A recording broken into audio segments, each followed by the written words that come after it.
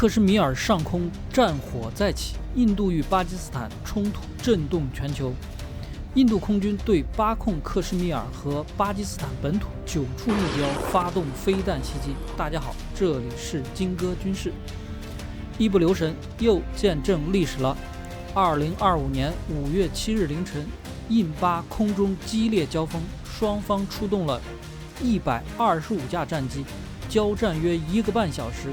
硝烟散尽后，令人震惊的是，印度被击落了6架战机，巴基斯坦零战损。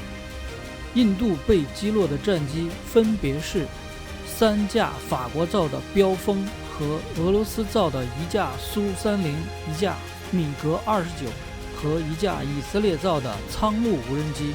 网友质疑巴方战绩，巴方则晒出了战机残骸照片。印度竟在自家领空惨遭重创，这背后究竟隐藏了哪些惊人的真相？标风和苏30战机都是当今欧洲最先进的战机，而击落他们的则是中国产的歼10 CE 战机。巴基斯坦副总理说，如果我们愿意，可以轻松击落10几架印度战机，但没出手。人家这可不是夸张啊，印度可是有战机在本国境内几十公里就被击落了，也就是说还没有飞出老家呢就被干掉了，就等于是说鲁提辖只是想教训教训对方，没想到3拳就打死了镇关西。关键是打掉印度战机的歼10 CE 在中国只是2流战机，它最早在1998年首飞，至今已近30年。中国目前的现役主力战机已跃升至5代机歼20，以及前段时间震惊世界的6代机歼36。歼10战机配备有相控阵雷达，最高可探测200公里外目标，并以射程145公里的霹雳15空飞弹执行远程拦截。但西方国家包括印度在内，一直以来都瞧不起歼10战机。他们一致认为最先进的战机之一就是这次被打掉3架的标风，也确实他们的标风毕竟经过了实战检验，而甭管中国几代机都没有实战，所以呢他们一直说能跟标风抗衡一下的也就是歼20了。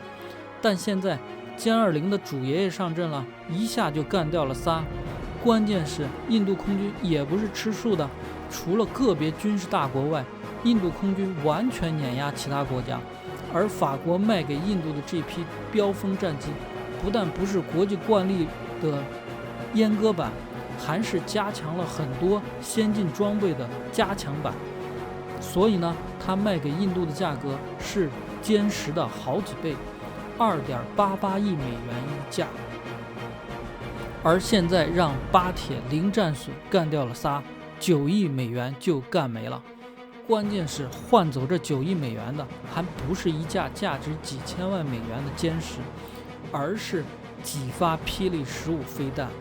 霹雳15飞弹出口版100万美金一枚，好吧，290倍的交换比，这简直就是军武界的 Deep Sky 课。